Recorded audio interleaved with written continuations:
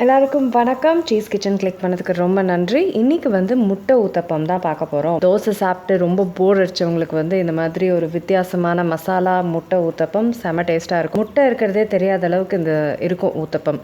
ஏன்னா மசாலா காய்கறிலாம் இருக்கிறனால எல்லாமே கலந்த ஒரு நல்ல ஒரு ஆரோக்கியமான ஒரு பிரேக்ஃபாஸ்ட்டு தான் இது. இதை எப்படி செய்கிறதுன்றதை பார்க்கலாம். வீடியோ போகிறதுக்கு முன்னாடி மறக்காமல் சப்ஸ்கிரைப் பண்ணுங்கள், லைக் பண்ணுங்கள், உங்கள் நண்பர்களோட ஷேர் பண்ணுங்கள்.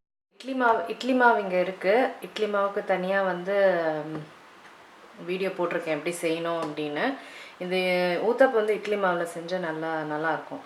அடுத்தது இங்கே வெஜிடபிள்ஸ் நான் எடுத்திருக்கேன். கேரட், வெங்காயம், கேப்சிகம், இந்த வெஜிடபிள்ஸ் தான் நான் யூஸ் பண்ணுவேன்.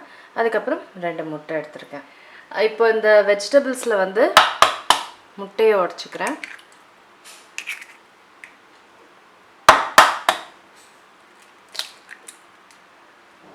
கொஞ்சம் கொத்தமல்லியும் போட்டுக்கிறேன்.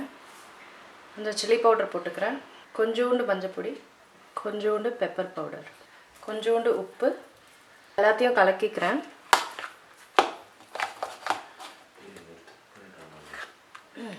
இப்போ இது முடிஞ்சிருச்சு. இது வந்து ஊத்தப்பத்து மேலே ஊற்றுறதுக்கு தயாராக இருக்குது.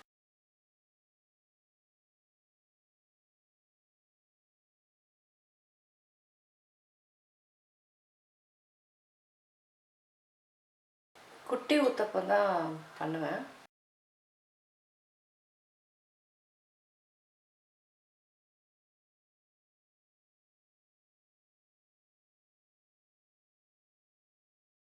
இப்போ நல்லா வேகட்டும்.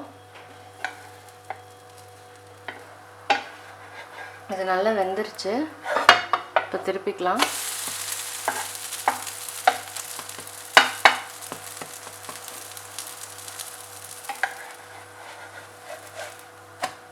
நல்லா சூப்பராக வந்துருச்சு முட்டை ஊத்தப்பம். அவ்வளோதாங்க, முட்டை ஊத்தப்பம் முடிஞ்சிருச்சு. எவ்வளோ சுலபமாக செய்யக்கூடிய ஒரு சூப்பரான ஹெல்த்தியான ஒரு பிரேக்ஃபாஸ்ட் தான் இது. கண்டிப்பாக செஞ்சு பாருங்கள். நான் உங்களை அடுத்த வீடியோவில் சந்திக்கிறேன். வணக்கம்.